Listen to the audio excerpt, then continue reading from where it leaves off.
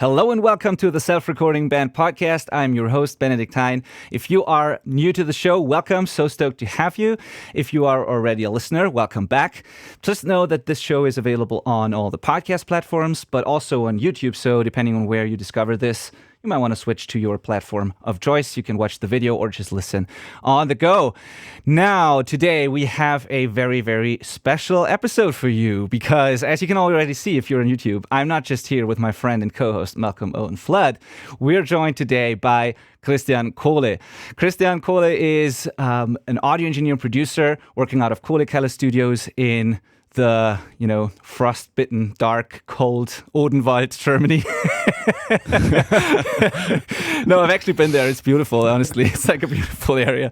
But anyway, some of the most brutal metal is being made there these days, I think. So Kristian, if you're not aware, he's worked with bands like Aborted, Benighted, Powerwolf, some hardcore bands too, some really heavy hitters in the metal and hardcore world, I'd say.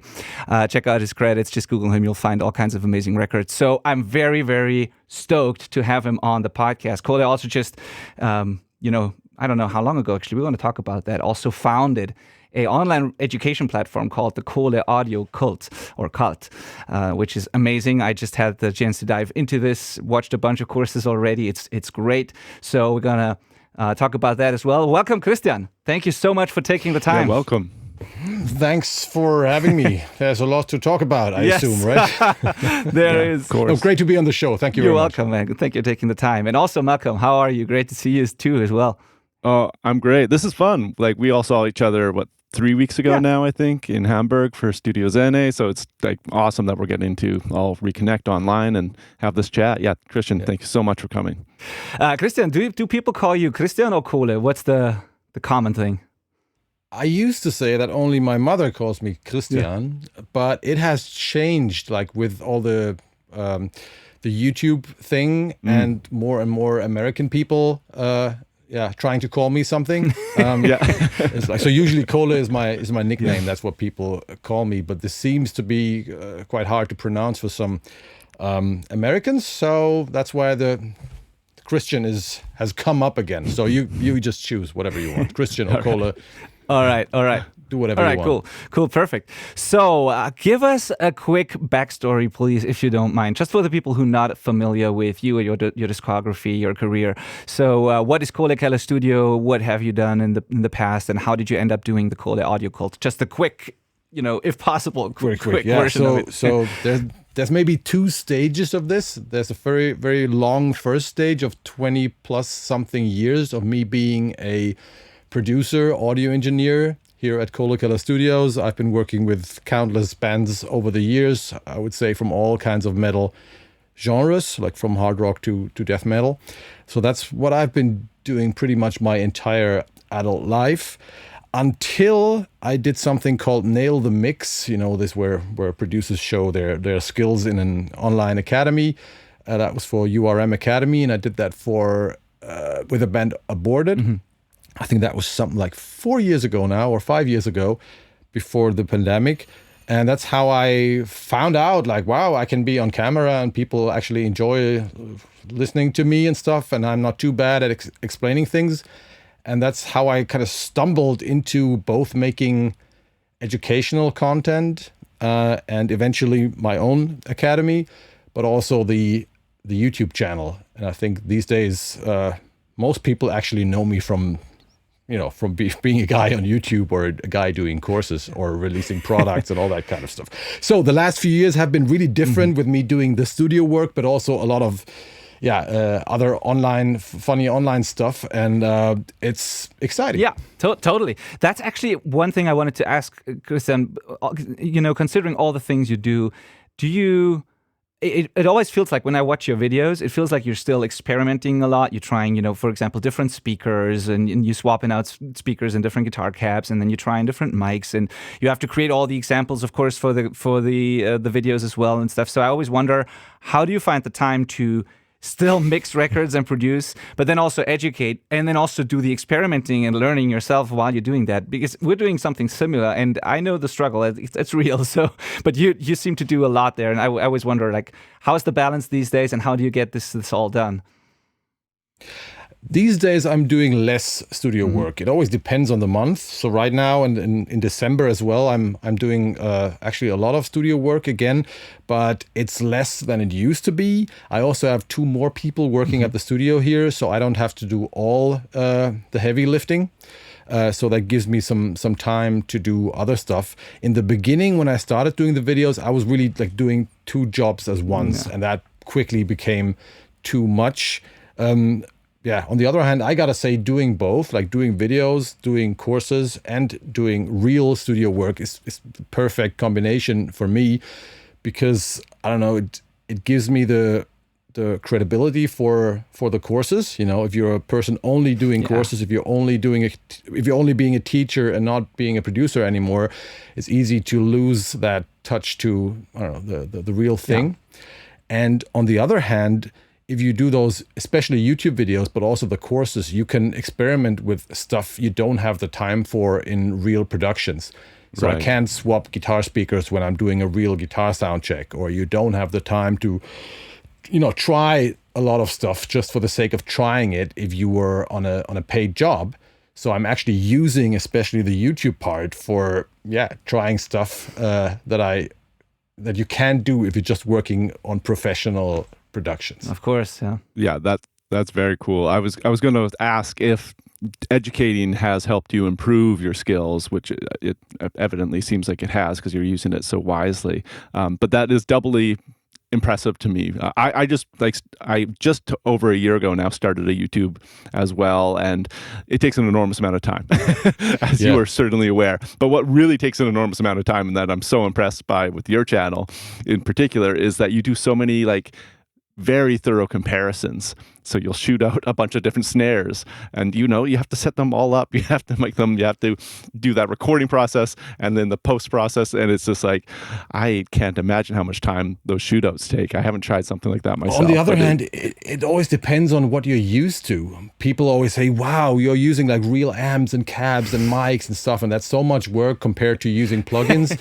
And for me, it really isn't, because first of all, I'm used to that, but I also have the luxury of, having that room behind me where I can set things up in a few minutes. I own the mics. I can even, record loud drums at night if I want to. So I have the environment, so to say, to do all that kind of stuff. And then again, if you do real work, if you do real productions with budgets and schedules and and deadlines and all that kind of stuff, you are actually used to being fast, working fast, making compromises, because that's how the real world is. And I think that's a difference. Sometimes I do see YouTubers and I can immediately tell, hey, this is interesting, but they have never done a real production on a real schedule. Right. Most of them, I'd say, almost, not most of them, but many at least. Yeah, you're right. Yeah, totally. That's fascinating. So how did you do it before the education started? So did you set aside time to practice and experiment outside of the actual, projects? Because what you said before is very true. You can't really do that on the client's time, basically, right? And on their budget. So you have to do it kind of outside of that. And I think that's valuable for our audience here as well when they record themselves. I think I want to hear your thoughts on that. But is it good to do all the experimentation during your actual sessions, during the project, or should you do that separate from that? Or how did you do it? I would say you can't. I mean, sometimes maybe you can, but only up to a certain amount. So what I recommend is to do experiments in your free time, and then you should just know, like, okay, if this microphone sounds too dark, I might go for that microphone because you've tested it before. Or if that preamp sounds too bright, I go for the other one. So you have those options available, because you're not going to be able to try 5 different microphones because you don't have the time for that. So you should be prepared for all those different options. And it's like having some kind of roadmap, so to say. So and then you can maybe try 2 mics on the sessions, but the other 5, you should know by heart. And this is the same about all the gear that you use, about the guitar amps, about the cabs, about everything, because you can't try everything. So, if one thing doesn't work and people want you to go in a certain direction, it really helps to know where to go. Totally, yeah. So I think that's very, very good advice there. And also, even if it's your own sessions, I think it's good to be able to just be intuitive and quick and react to the music and try to capture the moment rather than trying to figure out and test all the things you have available while you're actually supposed to create art. So to keep that separate is good. That's what I mean. One thing is just the limitation, the time limitation, that you don't have the time to experiment a lot. The other one is that most singers just, they are energetic and they want to start recording, so they don't want to do mic shootouts for 2 hours, even if you think that's kind of cool and interesting and nerdy, and So you should keep the musicians happy, the artists happy, and you should keep a session always needs to have a good atmosphere, and with too much testing, you will destroy that, even if you have the time for it. Totally, absolutely. Like one thing I'm very interested in hearing also is, Kristian, do you work on a lot of things outside metal these days? I mean, sometimes you do. I've seen, I don't remember the name of the band. That's just the one example that came to mind. There was one band with, I think, drums and an organ or something, if I remember correctly. That one was pretty fun. It was still kind of heavy and dirty, but it was not exactly like death metal. Is that common? Do you do these things often these days? No. And I think, to be honest, I think most metal people stay metal for whatever reason. Yeah. So they do. I mean, I like, if you look at maybe the three biggest bands I work with, they're like that would be, at least in Germany, they would be Powerwolf and Electric Callboy and Hämatom, a band that I think nobody outside of Germany knows. And then you can also take Aborted maybe, but those are very different genres of metal, very different, from power metal to some kind of pop metal up to very brutal death metal. So at least I have the advantage that I was never linked to a certain genre. So I really do everything from hard rock to black metal or something. But it's the same for everyone. Like, metal people stay, are doomed to be metal. I don't know why. They are, for sure. For sure. Yeah. I'm in rock, and like I very, very rarely into metal, but it always comes back to rock. But you know what? Like, metal people always wanna, they are like a little jealous. Like, they also want to do some rock stuff and some stuff that is a little more mainstream. But on the other hand, I just talked about that with Warren Hewitt. He says, like, there's no such scene as the metal scene anywhere else in the mainstream world or somewhere else. And we should appreciate that, because the metal scene is awesome. I got to say that. It's awesome. It's very passionate. It's very loyal to fans. Very loyal, right? And it's really a lot about the music, about the art. It's not very commercial, like money driven or something. It's a great scene, so I'm not going to complain. It is. Yeah. No, that's a great point. It's also progressive in like recording techniques. It's always changing. Every year it gets a little further, and I think it's probably moving at a faster paces than a lot of other genres. I agree. That's actually the next point on my list here. Do you think that, considering how challenging it is to mix metal properly, I think it is, do you think that people outside of metal can learn from metal engineers and watching them work? Because for me, certainly, I mean, I do a fair bit of metal, not exclusively, but a fair bit of it. And to me, I always thought that the metal kind of tutorials, courses, the mentors I had, and people in that genre, I could learn so much from that I could also apply to other things. At least that was my experience. It seemed like there's an attention to detail. There is like certain, I don't know what it is. It's just, it always, to me, I found it very, very helpful to learn that even in other areas. Do you agree, or is it the exact opposite in your opinion?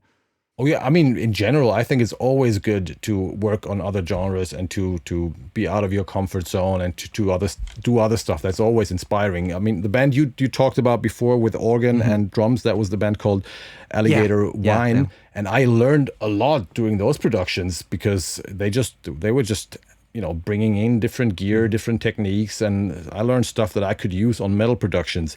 But coming back to metal, I think you're right about that metal is one of the most demanding genres to work on. It's because I think the modern metal production is very far away from the actual acoustic sound of the band in a room. So let's say if you record a jazz band, if you just throw one mic into the room and record that, it's going to sound like a jazz band more or less. Yeah. Maybe it's even sounds okay-ish or something. Same about a ska band or a reggae band. And if you mix a reggae band live, even if you get the faders wrong, it's still going to sound all right. But not with metal. So metal needs a lot of processing, a lot of treatment. You have to tame the beast. That's why I call it. So working on a metal mix, usually 50% is correction and just getting things right before you can actually start listening to the song.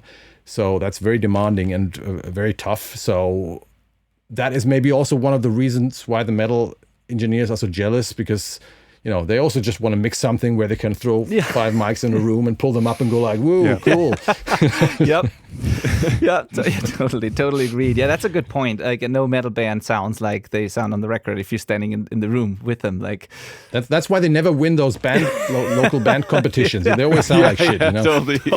Battle of the bands are no good for metal bands. And also it requires a certain skill level in terms of playing as well. I mean, jazz too and other genres, but I think metal is like, there's a technical aspect to it. It's like some metal drummers or also guitar players. It's almost like they are athletes, in a way. It's like there's a very technical aspect to it, and to be honest, many bands just also can't pull that off really well. So there's only a handful that are really, really good at this. So this is like a very challenging thing to get right. But if you do, you can also apply this knowledge to other areas, I think. So, yeah.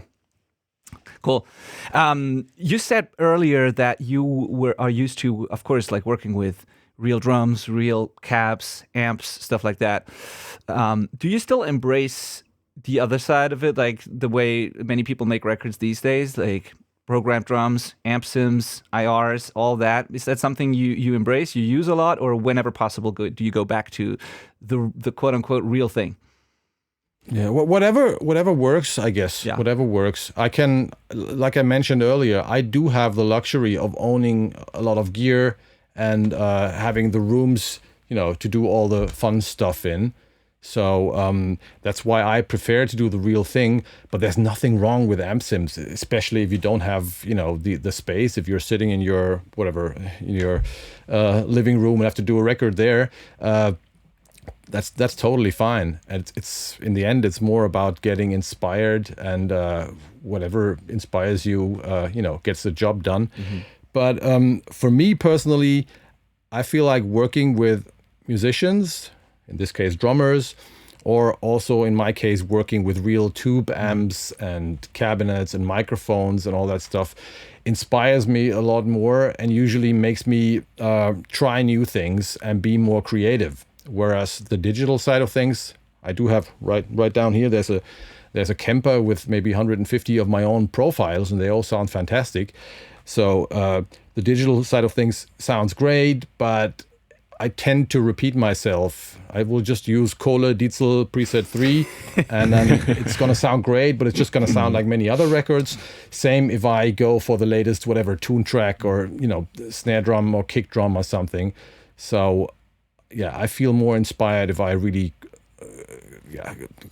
go to the source and craft the sound myself. Yeah. And I think that's, like, with all those really great sounding tools available these days, like drum samples, amp sims, IRs, all that kind of stuff, also presets. It's less and less about sounding good. It's more about sounding unique or different or creative or something. Totally. And I think you get that a lot easier if you mic up a real snare and do your own thing compared to using tune track snare number 50. Yeah. Totally. Right. But I'm glad you said that, though, because that means that it should not be something that holds people back if they don't have access to all these fantastic tools. Like, that this is very cool. And this is also probably one of the reasons why, I mean, you wouldn't do something like the Kohle Kult Academy if you wouldn't want to empower people to make their own music and try it with whatever they have. So I think it's really, really cool that you're helping out people like that, and that you believe that you can start with little, basically, and build from there. Also in the end, like talking about the academy, I think it's in the end, it doesn't really matter what you use. It's all about understanding how to create something. Yeah. And I did like one course called High Gain Guitar Tone Crafting, where I talk about all the different components for a metal guitar tone. and how I do that, and it's the same thing. You can use an amp sim for that. You can use IRs for that. You can use a real thing or any kind of combination, a real amp with an IR player and a load box or something. That doesn't really matter. It's all about learning how to get there, and not the tools. Well, I was just gonna say, like, throwing the mic up on a real cab, and getting to play with different real amp heads is going to be the most creative, probably, and unique. Like you mentioned, trying to get something unique is really such a underrated idea these days. But you can still be creative with these other tools. So if you are limited with just the one neural DSP plugin, and you've got your 3 amps on there, it might seem limited, but you can still push it. It's just it's going to get you somewhere really quick, but maybe try not to settle is my advice for people out there. Is just like, okay, this sounds good, but how can we make it unique and take it that step further? And it's also like in digital, you can do a lot of crazy stuff. So just much find some stuff. plugin combinations. It's just me. I'm old, so I have just learned to do it the analog way, and that inspires me. But people out there can get inspired by combining plugins that have never been combined before. I'm just saying, I don't recommend to go for the generic standard stuff all the time, even if it sounds great. You can do that for during the songwriting or something, where you just want to get creative. But if you want to find your sound, try to stay away from that. That way, you're probably not going to sound better, but different and hopefully more interesting. Totally. I mean, you can think of your DAW kind of as a giant pedal board if you want. You could put all these plugins in front of amps, behind amps, in between, wherever you want. You can experiment with that stuff, which is really cool. And you can come up with unique things for sure. So one thing I really enjoyed about the Academy, like the Kohle Kult Academy, was that you just said you were talking about these different components of a guitar tone, for example. And one thing I really enjoyed was how you always explain the why more than the what, basically. Like it's not so much about the specific tools, it's about the why behind the decisions and how you break it down into these different components, like you said. For example, there's a lot of your tutorials in there where the EQ tutorials, for example, the snare drum EQ course that I've watched, and then the guitar EQ course, you were using just a FabFilter Pro Q, and then you also showed some Pultec tricks, but that's basically it. You didn't use anything very fancy, and the way you explained it was it's such a cool way to think about it, where you divided sort of a guitar tone or a snare tone into its components. Basically, you said, okay, here's the fundamental, here's the ring, this is kind of an overtone that you might want, this is one that you probably don't want. For the guitar, here's the tone, here's what to do to make it feel louder, here's the noisy part. The way you explained that makes so much sense, and it equips you with all the tools basically that you need to then turn it into whatever you think is appropriate for the record. And that's an approach that I really enjoyed. It's not this like, here's how to EQ a guitar, but it's like, here's what the spectrum is made up of, and depending on how you set the balance there, you can achieve different things. And it makes so much sense, and you can apply that to whatever EQ you're using. And I really, really thought that is a great approach, and it's empowering because everyone has a stock EQ or something like Pro Q or whatever and can do exactly those things. So thank you very much. Great to hear that. Actually, those are what I call like the bread and butter boring courses, but they are actually the most important one. So we have others where you can actually mix a Motorhead song, or where you see some other fancy mentor mixing a cool band or something, which is also important.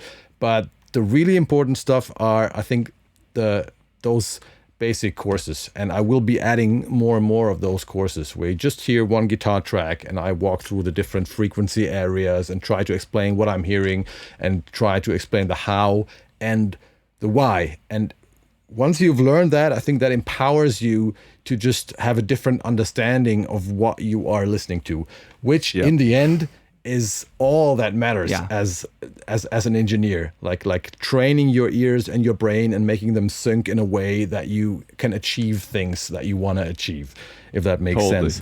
And actually, when people ask me, those are the courses that I recommend. Those basic snare EQ or drum bus compression that one's great or too. Whatever, guitar EQ. I started with those intentionally just because I wanted to see that side of it, basically, for our audience especially, because many of our listeners are beginners or like DIY people, of course, and I wanted to see what they can take away from doing that. Because as you know, guys, if I'm going to recommend something, it's something that I've used and love and really can stand behind, and this is the case with the Academy. That's why I wanted to check out the courses first, and so I can 100% say it's great, it's really, really awesome, and especially these beginner courses. But then also, if you're a little more advanced, you can still take something away from that. And I wouldn't call it beginner course. You're right, totally. It's just the fundamentals, but it's important for everyone. Like I certainly took away something from it too. And then also there are like, what I wanted to say is there are like more advanced things like the mastering course that Ermin did, where, it might be a little more challenging for people to hear some of the differences and to get what he's talking about. Yeah. So there's something in it for all kinds of levels. And even as a pro, there might be certain things that you explain in those fundamental courses that still makes you question the way you did it, or that still reminds you of something. Sometimes we need to be reminded more than we need to be taught. I'm getting feedback sorry for interrupting you. I'm getting feedback all the time from actual pros who actually watch those courses. Yes. And even me, if I do the courses and really dive into everything once again and try to explain it and try to I even sometimes find out certain things or learn something about this. I think it's really interesting for everyone, and it's not just. We also have like the more fancy stuff, like with the external, like other mentors showing how they mix something, which is also what I did back then at Nail the Mix. But one of the main reasons for starting this academy was that I felt like things need to be explained, and especially the why needs to be explained. And a lot of the other courses I see elsewhere and on YouTube, we have like great engineers doing great mixes, but some of them don't know why they're doing something, which they don't have to. They come up with amazing results, but they can't explain this, so they're not good teachers, or they don't even know what you're doing. In a way that and Nolly might be the opposite of that. Like he's one of the guys who can really tell you why he is doing what. Right. So that was the direction I wanted to go to, so people actually learn something and not just get a bunch of fancy tracks and because that doesn't make you learn anything. Totally. Absolutely. I want to mention one video in particular of yours and encourage people to check it out. I think it might be your most popular video, but it's like EQing heavy guitars. And, you think you're going to go in and find like some crazy curves and really narrow little filters, cleaning things out, whistles and stuff like that. But all it is you using a low pass filter and totally transforming the guitar tone with just one filter in different settings. But like, I think a lot of educators would have stopped at the first one, be like, look, I cleared it up, see how tight that sounds. But then you change it and you say, okay, what about this? And by the end of it, I was like, okay, I'm hearing filtering in a totally different way on distorted guitars. And like, you trained my ear with one video, with one piece of an EQ. It was so good. That one's great. Great to hear. Everybody's got to check that out. That one is actually a part of one of the courses. So that is the high cut filter part of the course, and the entire course shows like all the other filters. And great to hear that. Thank you. Incredible. Yeah. Totally. Highly recommend watching that. And so one important or interesting aspect also about the Academy is that you teamed up with a lot of other sort of heavy hitters in this industry and in the metal world. So you'll find courses by, like I said, Ermin Hamidovic, the mastering engineer. You'll have courses by Ulrich Wild is in there. Who else? Like a lot of, Jens Bolgren, of course. Dan Weller did like a modern metal thing. Yeah. We got Cameron Webb, who worked with Motorhead and NoFX and Pennywise and those bands, and we got some really amazing guys coming up that I can't talk about. But I try to cover like the entire range of heavy music there as well. So we got people like Dan Weller. He mixed a band called Caskets, which is the like super modern pop metal kind of stuff. And then we have people like Bob Marlette, who did a drum course for the Academy, who worked with Ozzy Osbourne and Alice Cooper and people like that, bands like that. So that's also something that I wanted to make sure from the beginning, that we're covering all kinds of metal genres, whatever, from or stoner rock or goth metal or all, and not just whatever is being fancy at the moment, including some niche stuff. And again, if there are cool people doing something, like Ulf, for example, Ulf from, some people might also know him, a Swedish producer from Ulf Blomberg from the Hobo Rec YouTube channel. Yeah, he's awesome. He did like a live recording course. He does a lot of that really filthy sounding HM2-ish stuff. And, you know, he's not like a super well-known producer, but he is amazing and he's great. So he did a course, and that course did really, really well. So it's not always about doing the super hip and super popular stuff. It's about doing the interesting stuff. And that's what I'm... Totally. Yeah, that's what I'm trying to do. How did you build that kind of network with those people? Is it? I mean, of course, Warren Hewart is like a partner of yours. Like we all know like how great of a networker he is and all that. But I guess that's also a lot of work actually to get in touch with all these people, make sure they film their courses, get some sort of agreements, and you know, I'm sure there's a lot going on behind the scenes to even make something like that possible. So how did you? Yeah. How did you turn that idea into reality? I mean, of course, you can't talk about everything, but just a general idea. It's just my personal interest, basically, now asking. Like, how did... Because we're in the same situation now, too, where we bring in guest teachers to... And we've done it before, actually, but we bring in guest coaches and teachers into our academy and into our coaching program. And I just know how much effort it takes to make sure it actually happens, to nail people down when it comes to appointments, to deadlines and stuff, and you know, all this kind of stuff. So how did you do it, and did you get help with that, or how did you manage that? The hardest part is actually when you want to make a course with a well-booked producer. To actually make them commit, because they will tell you, yeah, awesome, we're gonna do that. Let's do that next year or something. You know, and then that's never going to happen. Not because they don't want it, but because they're in that mixing hamster wheel. And I used to be in the same place. And but maybe that's the difference. I know how to get them out of there, and I can tell them my story. And you know, but you do that personally, basically. You reach out to those people. Yeah, I do that personally. Not everything.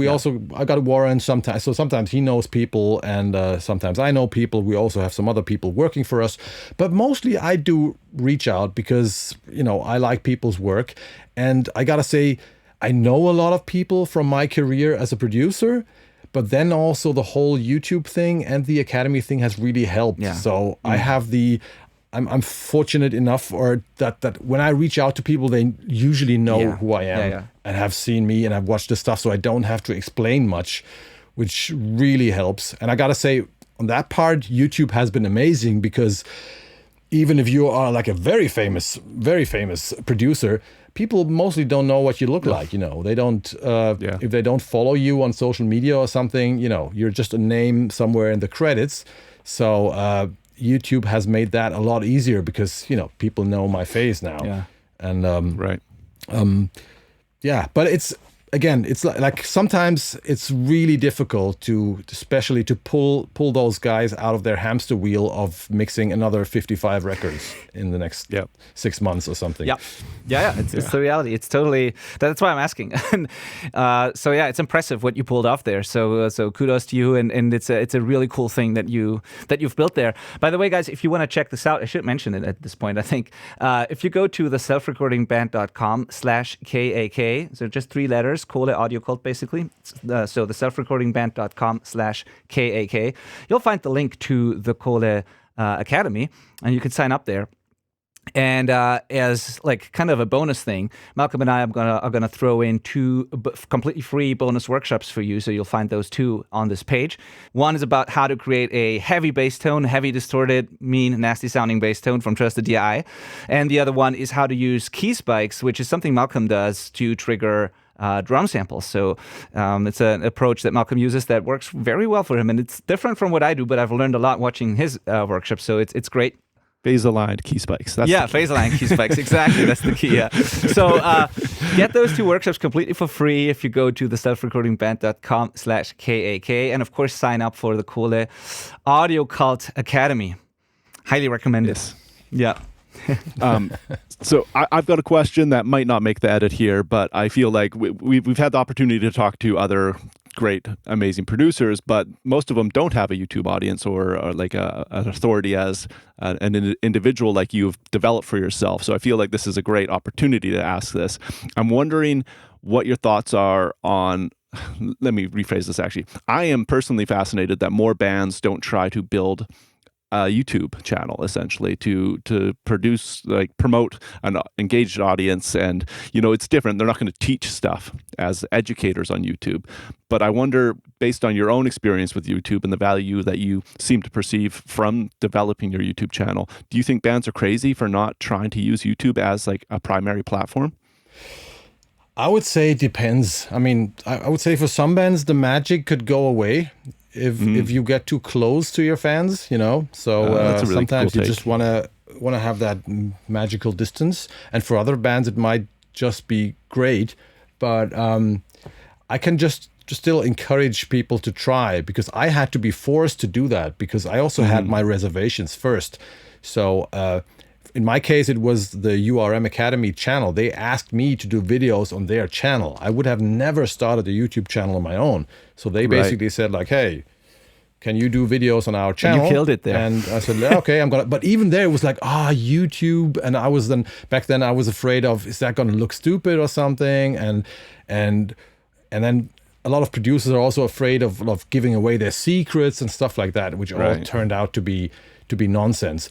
But then in the end, you got to find out if that is something for you or not. Because in my case, I didn't know if I would enjoy to be on camera, to talk to people.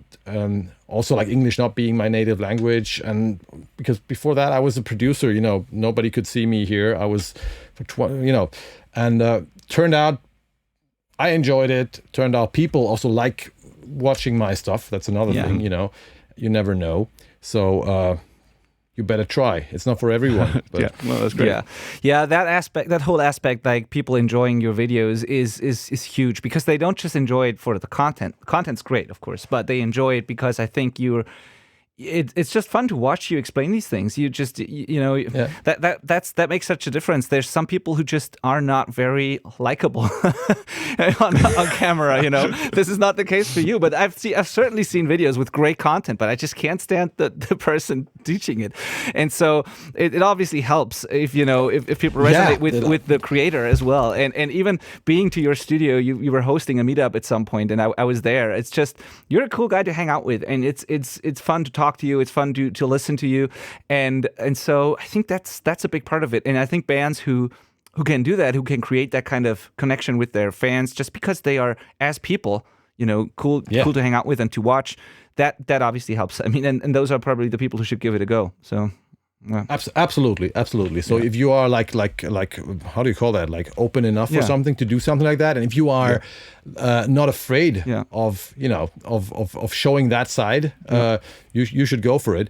But you are right. There actually, funny enough, I also met a lot of YouTubers in the last 2 years, obviously, and I got to know quite a few people that I really liked, where I do hate their YouTube persona, like the character on YouTube. I was like, oh, that guy is so annoying, even if the content might be good or not. And then you meet the guy in person, and it's like, oh, actually quite nice. Yeah. So, but that's the fun part. YouTube is full of people, and so you can, if you don't like me, you'll find somebody else you might enjoy. Yeah, that's a great point. That's as well. a great point. Different learning styles. Totally, and it's also something I really appreciate about you, and also Warren, the fact that the reason why we're doing this here is because we believe in, I mean, technically we could be like competitors, but I don't care. Like, I just want to bring people stuff that is valuable for them, and I don't believe in competition in this case. It's just, and this is so cool about Warren and you as well, because Warren has had his own thing before he teamed up with you, but he was not afraid to do the partnerships like that, and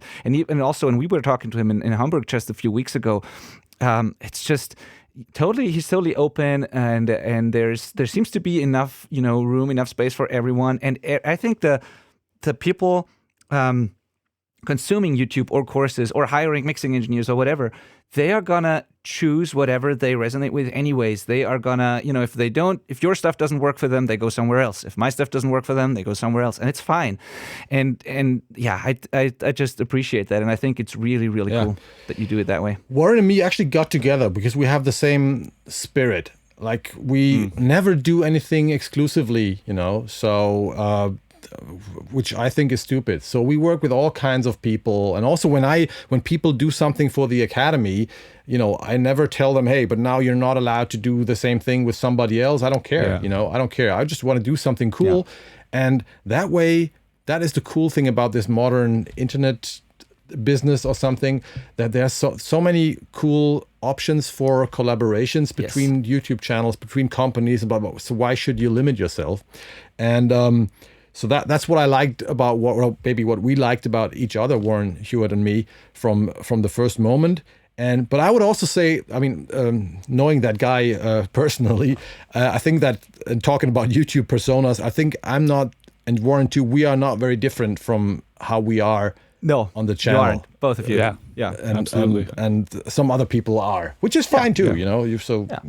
Yeah, totally agree. We had like fun conversations with Warren in Hamburg, and also we met in Hamburg and we're talking, and it's just like, it feels familiar, although we don't really know each other well, but it feels like it because it's the same as it was great. It was great to meet you because we kind of lost touch, right, for some reason, and then we just ran into each other in Hamburg. We hadn't met since before COVID or something, and so then you forget about people. But I'm really happy to be back because I always enjoy. I remember listening to your podcast a few times and always enjoyed it. So I'm really happy that this happened. Cool. Very glad to hear. Thank you. Yeah, me too. Just life got in the way, and but I'm very glad we get to do this. We've wanted to do this for a while, but maybe it's even better that we do it now that the Academy is like this far ahead and everything. Right. And so yeah. There's always a right time for everything. So let's get to a few things that I wanted to ask just because I know our audience is curious and it's going to be very helpful for them.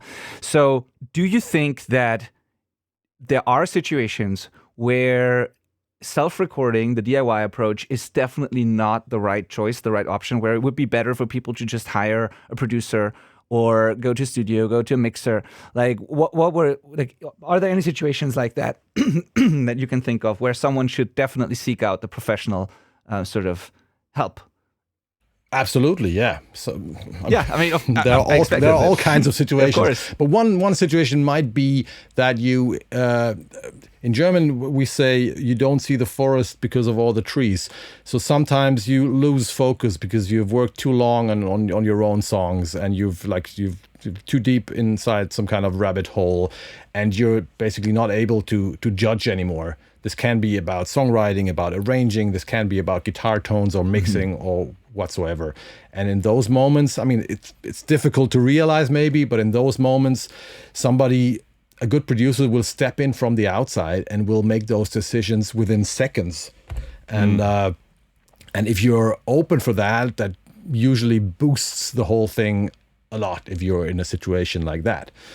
But again, it always depends. There are other situations where it makes no sense at all.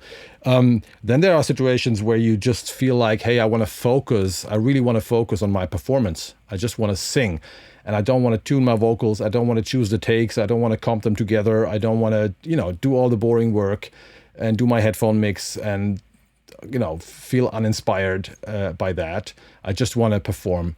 And there can be some sort of luxury, but some bands feel like they perform better, and in that case, hire someone. And there are all kinds of situations and different people. And yes, I agree totally. And it's still, if you want to learn it yourself, you can do it, but it takes a long time. You can't expect to just be able to do it overnight. And if your goal is to make a really fantastic record now, then you should probably hire someone. And if you have time and want to experiment and want to try and learn it yourself, then by all means do that.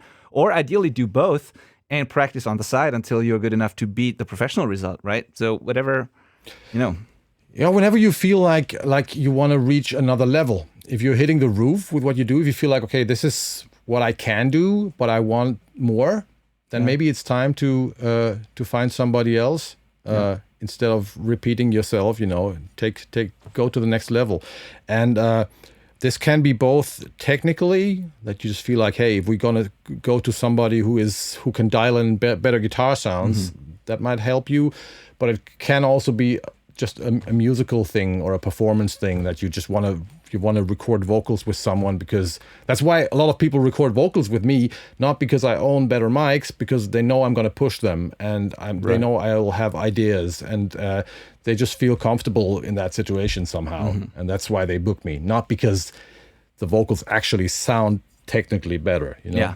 So absolutely. And I think that, I don't know, it's yeah, no, you're right. Nothing to add here. Nothing to add here. Cut that out. Wait, it's like it's redundant.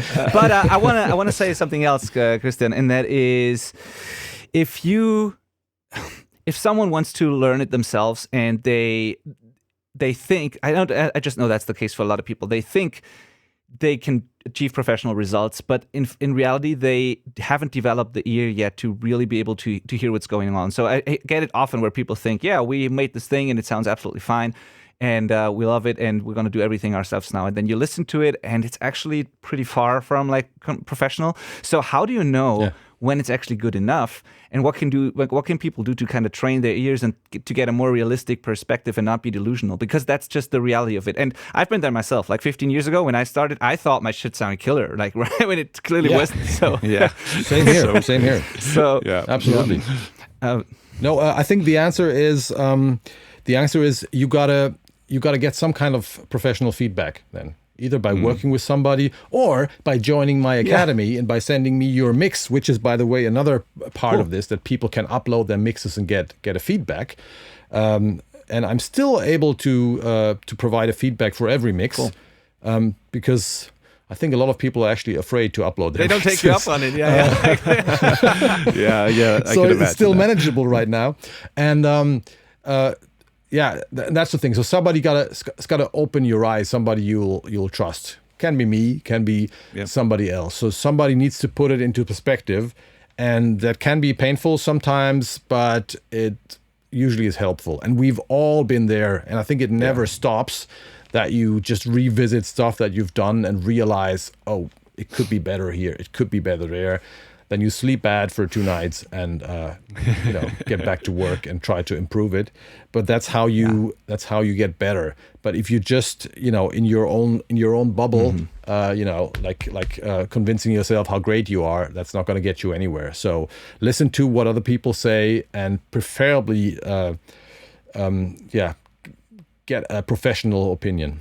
100%. Yeah, I think 2 tips on that would be number 1, professional opinion, somebody that can actually make things that sound good is kind of a prerequisite. And then another is make sure they know that you're actually wanting real feedback.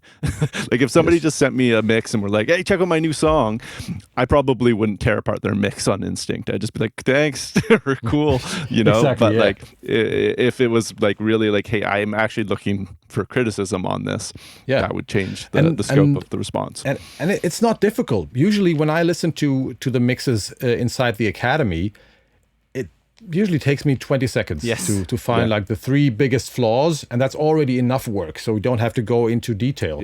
Totally. On the other hand, I'm like most of the time I'm kind of blown away how good the quality inside the academy is. I gotta say, it's pretty good people in there, but still, I just listen to this, and for me it's quite easy because I have the ear, and I know, and I can just tell, hey, kick drum this problem, bass guitar that problem, maybe try that, and it's not difficult. But for them, they most of the time they haven't even paid attention to that, so it's really, really helpful.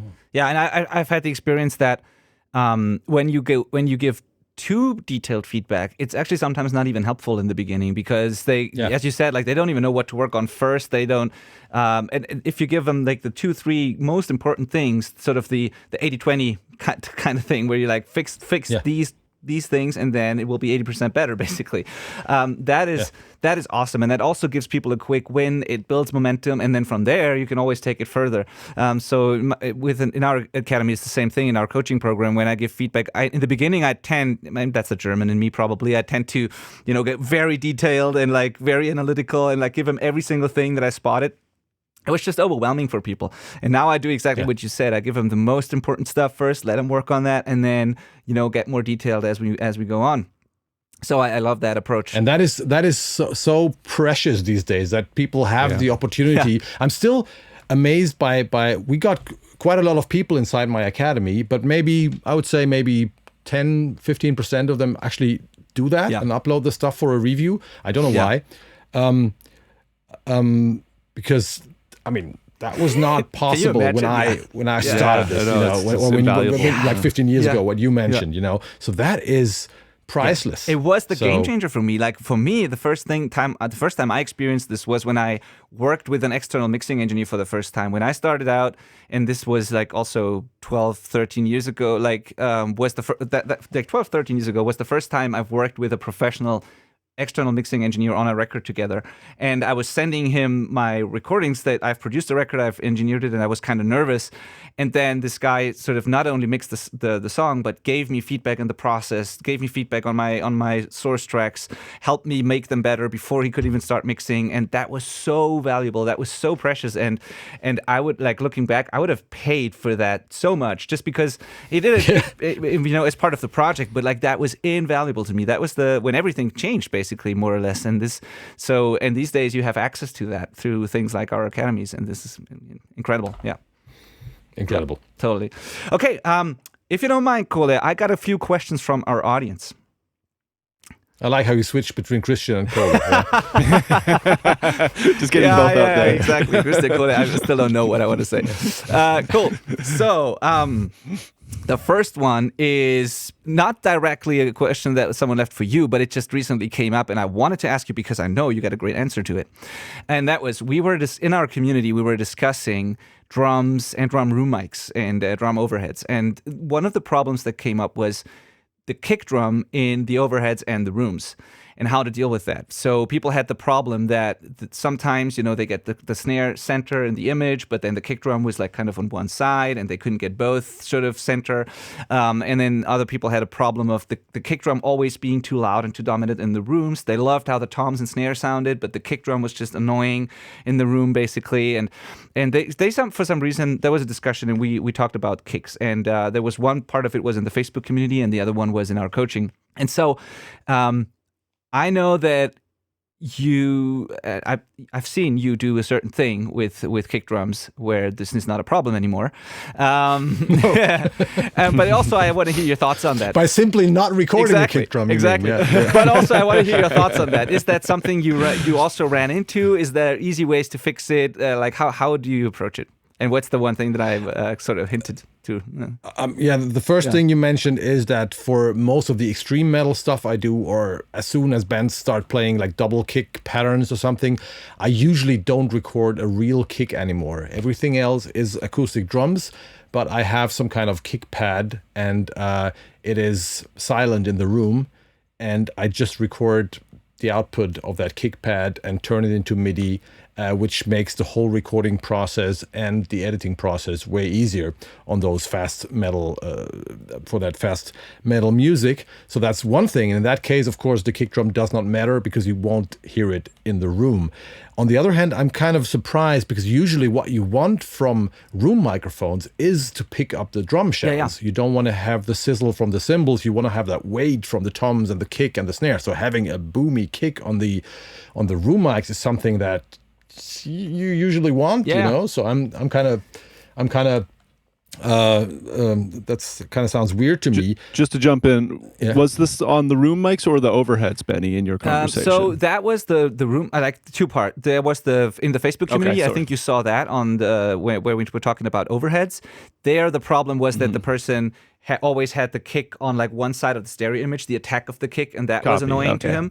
So that was one part of the question. And the other thing was the room mics, because they loved the snare and the toms, but when they got them to a certain level, that they liked in the mix that the kick was just too loud and they didn't have overwhelming. They didn't have. I've control. never had that problem, but it should be easy to fix by either just EQing it out, because the kick is like the lowest, deepest instrument. So maybe you can just lower the bass and get rid of that. And in case that affects the toms and the snares too much, you can sidechain the kick to the room mic. So whenever the drummer hits the kick, you can have some kind of multi-band compression, like getting rid of the low end in the room mic. That should fix it. The other issue is definitely a mic placement issue, where you should experiment with moving the microphones. You could measure the distance to the kick drum, so so both mics have the same distance, and otherwise just move it.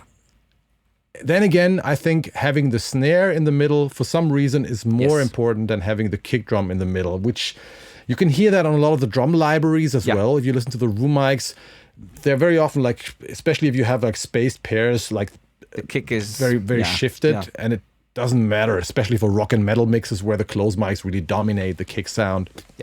So just ignore it. If I had to venture a bet in that scenario, if you weren't happy with the kick in the room, there's a good chance you don't like the sound of the kick. Like the kick's probably not tacked the way that it could be, because a kick should sound awesome in your room mics.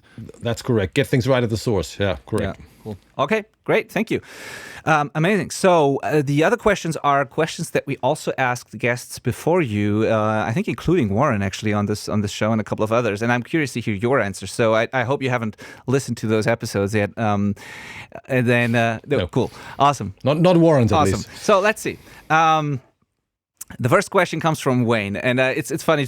Like I just like asking the same questions to people, just because it's interesting to have these different opinions here. So the first question is from Wayne. He says, the government has announced a new law. There are too many microphones, and we're sick of it. From now on, there's just going to be one type of mic, and that's it. They come to you for advice. What microphone do you choose to be the only microphone that can ever be manufactured and used from now on? Like one specific mic, or like a type of one? No, there can only be one. Okay, there can only be one. Maybe this one here. Really? Or like the bigger brother. This is the Austrian Audio condenser mic, because despite using a 57 on a lot of stuff, and like for most metal people, it's also my favorite guitar cab microphone. This one here, the Austrian Audio OC818, that's the bigger brother, the multi-pattern version of it, is I think the microphone that is the most versatile in my world. I use it for vocals because it works. It's like a good sounding SM7. It works for all kinds of vocals, also the aggressive vocals, but sounds a little more hi-fi than a SM7. And it's also my drum overhead mic. It can also be used on a snare even, and sounds pretty cool as long as the drummer doesn't hit it. It's great on guitar cabs. So yeah, I guess that would be my desert island microphone. Austrian Audio OC818. Great. Great answer. All right. What's your favorite stock plugin? You use Cubase, right? Yeah. Yeah. Do I use any of the Cubase stock plugins? I think I don't use any of the Cubase stock plugins like on a regular basis. Actually. Today I just used the distortion plugin because it's really cool because for some reason the Cubase distortion plugin doesn't shift the phase at all. So you can just blend it really nicely. And I use it for slightly distorting overheads and stuff like that. Do I use any? I sometimes use Reverence, which is their. I use that too. The IR. Their reverb, like IR impulse response reverb plugin, but no. Okay. So, the answer is no. I'm also like I'm still on Cubase. I'm still on Cubase 10.5, so I don't even know all the new stuff. Thank you for saying that. Right. We just had that discussion as well. Now that Cubase 13 came out, and people were kind of. Well, not too long ago, I just bought 12 and now 13, such a bummer. And should I upgrade? And I was like, well, I mean, have you done everything you can do with 12 already, right? You can, some people are still in, like you, in 10 or 11 or whatever, and it works great. So I'm glad to hear that. Yeah. Yeah.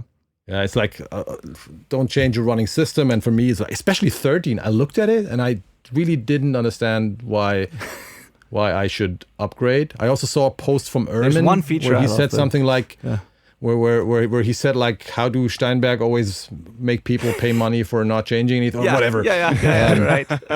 There's exactly It's one. not just Pro Tools. Everybody's mad at all the DAWs. Okay. There's just one feature, honestly, that I would love to have. It's the one thing that all the other DAWs had for a while, I think. Usually Cubase has what the others want, but like this is one thing that all the others have, and this is you can now just click a track. The mono stereo thing? Exactly. This is the one feature I want, that I can click a track and turn it into mono stereo. But other than that, which is correct. Everybody said that. That was the only interesting add-on, if you ask me. But anyway, I even own Cubase 12. I got the license, but I don't really use it. I'm on 10.5. This computer here in my main control room still runs on Windows 7. Wow. It's 10 years old. 10 years old. Spotify always tells me, hey, your system is too old. It's actually connected to the internet as well. That is brave on a Windows 7 system. I got a pretty stable system, and I only use Spotify, and I got a pretty badass firewall to keep me safe. But so I don't do any other stuff there.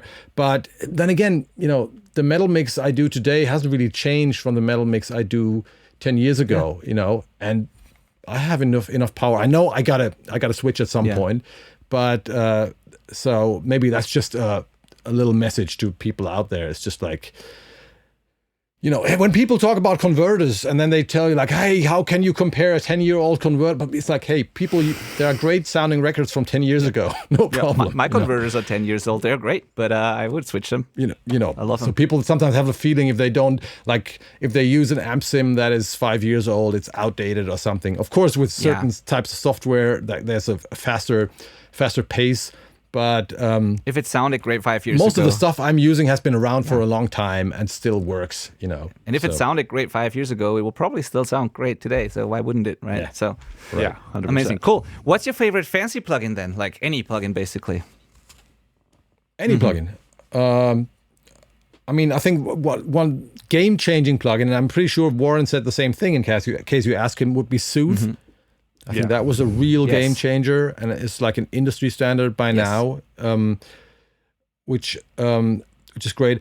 I don't use many plugins. I use the FabFilter stuff for the bread and butter kind of stuff.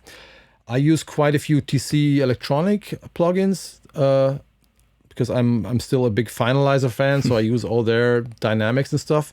I love Altiverb, which is a quite expensive plugin, but I really like that. I like the Sound Toys stuff, but I tend to whatever. I can have a DAW with 20 plugins, and I'm happy. So I try to limit this a little bit. Totally. And again, going back to your courses.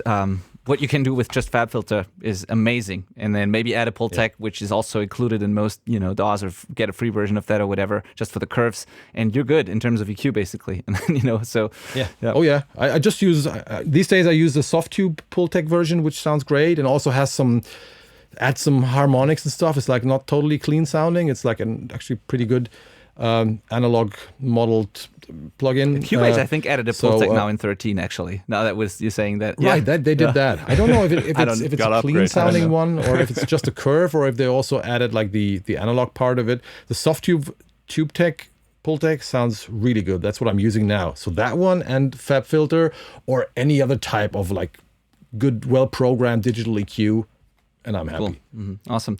Great. Now, if you could work with any artist, either from history or the present, like time travel is totally allowed, who would it be? Oh my God. I'll give you a funny answer because I just did an interview for the German Rock Hard magazine.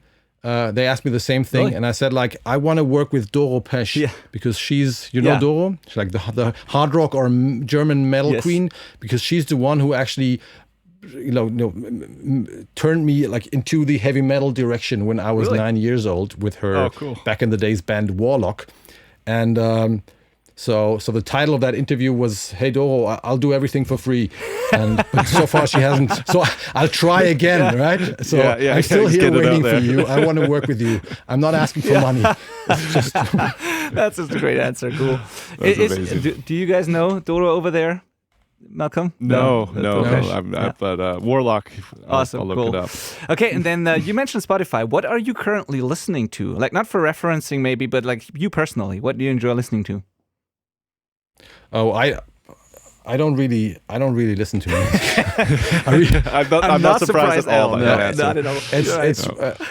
It's really like all my Spotify algorithm is totally screwed because of the because I'm mostly referencing. I'm listening to music 8 hours a day, and then the evening I'm listening to music forever from bands who want to work with me, or I listen back to mixes from the Academy and stuff like that. So I really sounds stupid, but I want to stay away from music as much as I can. It's so relatable. Mine is full with like Power Rangers and like kids stuff from my kids. You know, the stuff that they listen to. That's my Spotify algorithm. Like, you know, Power Rangers theme songs and stuff like that. But oh yeah, nice. But yeah, I can relate. That's fine. That means you don't have girls. Okay, yeah, it's totally the cliche, actually. Well, at least no, it's actually really the cliche. Like, I have a boy and a girl, and if you look at my Spotify, you see the Power Rangers theme songs, and then you also see unicorn songs and stuff like that. BB and Tina in it's German. the complete cliche, honestly. Okay, so that's the final one. Another very, very interesting question is, what is your view, and like I'm just reading here the question, what is your view on the timeline of making a record, and how long should music take to finish? Like, one of the things I struggle with, Ryan is asking, he's a coaching student of ours, one of the things I struggle with is trying to finish music fast while also not compromising artistic integrity and quality. Where's the line in your opinion? Any tips for those of us who struggle with that? So how long should it take to make a song, record a song, write a song, and what do you do if you're struggling with that? Oh, that's a tough one. Hello, Brian. Ryan, sorry. Ryan, I'm sorry, without the B. Ryan. So I guess it depends, as usual. So sometimes, or again, it's just, you just got to keep on working and got to keep on learning and getting better until you have come up or with a feeling or understanding of what's good and what's not good in your world. I guess that's the best answer. And the more mature you become as a musician and as a producer, the easier it will be to make those judgments. Just say like, okay, this is all right now. I'm gonna stop here on this mix because it feels all right and it makes no sense to go on. Or I'm gonna take a break and I'm gonna listen back and then I'm gonna make that decision. And I think there's no shortcut here. And but once you get there, then sometimes you can write a song in 5 minutes and sometimes it needs a lot of work. Mm-hmm. That's what happens to me. You know, sometimes I do stuff really, really fast and then I just, especially with songwriting or creative ideas, and then I know that if I had taken 2 weeks, it wouldn't have become any better. And then there's other stuff that I do where I really know like, no, this needs to be improved. This needs to be improved. You've got to learn what's good and what's good enough for you. And once you've learned that and can, make decisions, then you will find out. Yeah. Great answer. Was that a good answer? I don't know. It is good. No, I think absolutely. I think there's this arc of like people start, and we mentioned it earlier in the same podcast episode, that there's not knowing that it's like you think it's good, but it's not good enough, and then you get some advice and you figure that out, but then you're going to go too far eventually. That is real maturity. That's the difference. Like of thousands of hours of doing this kind of stuff is learning these kind of things. Part of it. It's the process. And then people on YouTube always tell you, hey, there's a quick trick but there's no clear answer. Hey, you got to take 10 minutes for this and 2 hours for this and 3 days for that. That's not how it works. It depends. And that's why it's so interesting to get these answers, because you'll find the whole spectrum if you ask people. There's famous producers who take 2 weeks to just get a kick drum right, and then there's other people who mix or like produce and mix a whole song in like just 1 day, or maybe 5 songs. I don't know. You get everything and everything in between. So I think there is no right or wrong, really. Yeah, totally. Yeah. Cool. Thank you. So very important question from me here. Are you going to do a meetup again at some point at your studio? Oh yeah, absolutely. So will the Kohle Kult be informed if that happens? Yes, and it will be the Kohle Audio Kult people, hopefully, many of them, but it will be public again. I want to have a lot of people there. It's either gonna be here again, actually this time directly in the same village where I have my studio, where we found a really cool place, where they just built a really cool place for this. Oh, cool. There is another option They built right now, but I can't. Sorry, really... they built a place for a Kohle meetup? Did I get that correct? Yes, of course. yes, of course. They're gonna name the village after now. It really is a cult. It really is a cult, yeah. It's right at the Kohle Plaza or somewhere like in the center of the Yes. And then there is another option. There might be something else happening that I can't talk about, which might shift the meeting to a bigger German city, but there will be something happening next year, and I try to make it as fancy and cool as possible to get like all the, because last time it was nice, awesome. right? I think 70 people or something came together from 6 different countries or something. And each drank So about just 70 beer as well. Oh yeah. I think I never got that drunk in my entire life. It was like it was really painful. But so that also makes me a little afraid, but I want to repeat that. This sounds super exciting. So that's going to happen next year. Awesome. Yeah. And that's going to be a public thing. Great. Very again. cool. Yeah, that was so much fun. Also, your studio is just amazing, an amazing place as well. Very unique tracking room. We haven't even talked about the Room of Boom there. It's like a very, very cool concept. Like the room itself is not that big, but it's very high, and so it sounds massive. And there's daylight, and there's like it's a really beautiful studio. Sounds great in there. It's also, by the way, I'm always impressed when you do these videos and podcasts where in your control room you can be so far away from the mic, and it sounds like you're right next to it. That obviously speaks for the room as well. The acoustics are pretty good. So it's a nice studio. We've also added another control room now that you haven't seen, like completely new built. The basement there, or like the bottom of the... Over there. I'll show you next time. It's difficult to explain on the podcast. Right? You'll see it next time. Cool. Yeah, because I know that you had a second room on the same floor, but then there was also one below, I think, if I remember correctly. Yeah. Cool. Yeah. Anyway, great studio. Great thing that you have going there. Awesome. One more thing on my list here, and that is some time ago, I can't even remember where I found this, probably was an email of yours, Kohle. I downloaded a snare sample from you, and that was I think it's called Concrete Kohle Crack, something like that. It's 4Ks, Four? not 3. Okay, what was it? What is it called exactly?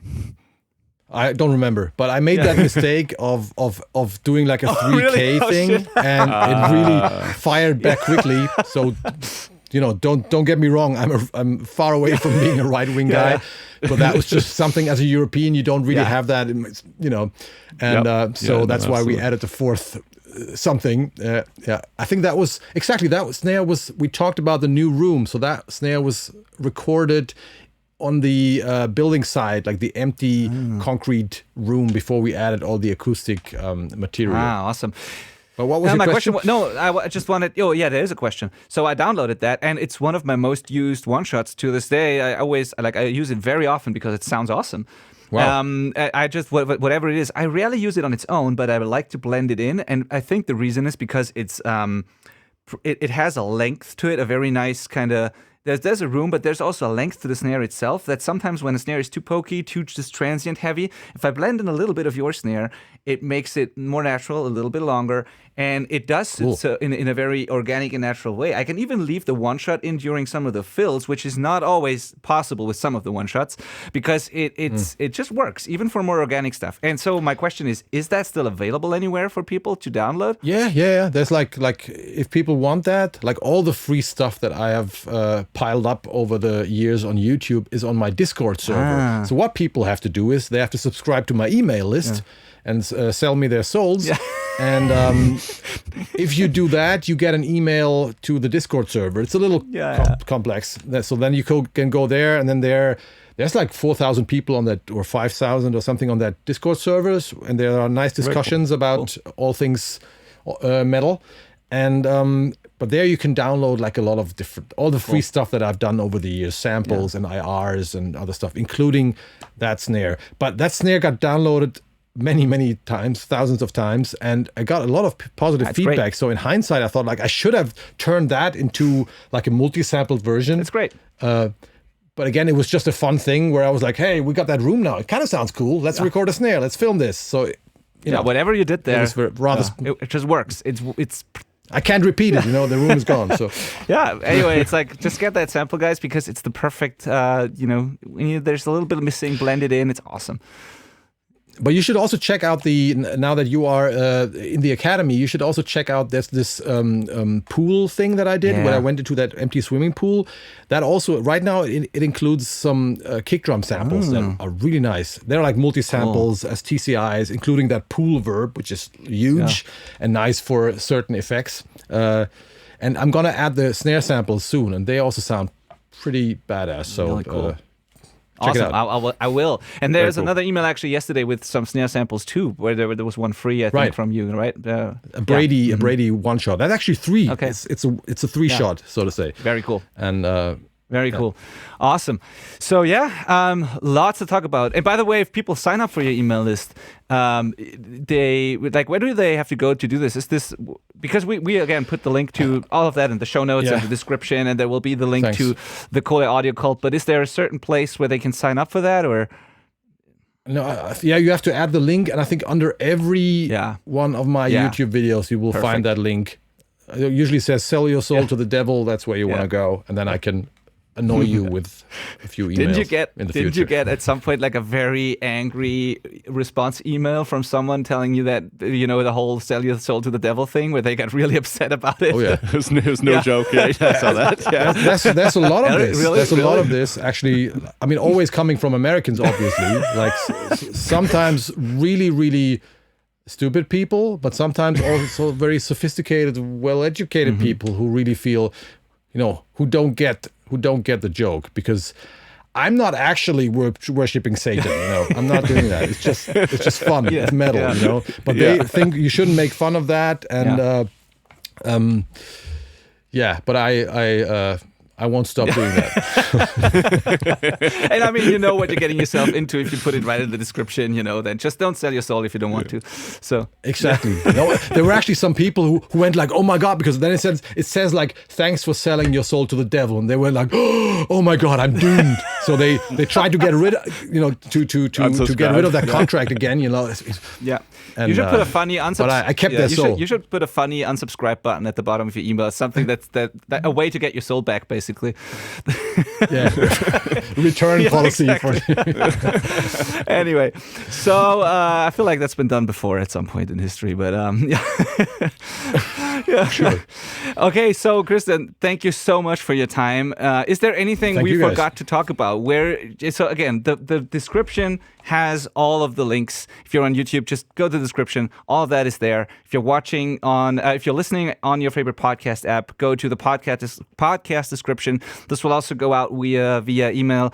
And if you just want to hear the URL again, go to the selfrecordingband.com/KAK and sign up for the Kohle Audio Kult and get our free workshops on top of it as a bonus. That's all. I hope to see you guys either on YouTube or inside Kohle Audio Kult. Perfect. Many of you, hopefully. Thanks. Awesome. Yeah, thanks so much, Kristian. Thank you. We'll have you back for episode 666. I'll be back. Thank you. Bye-bye.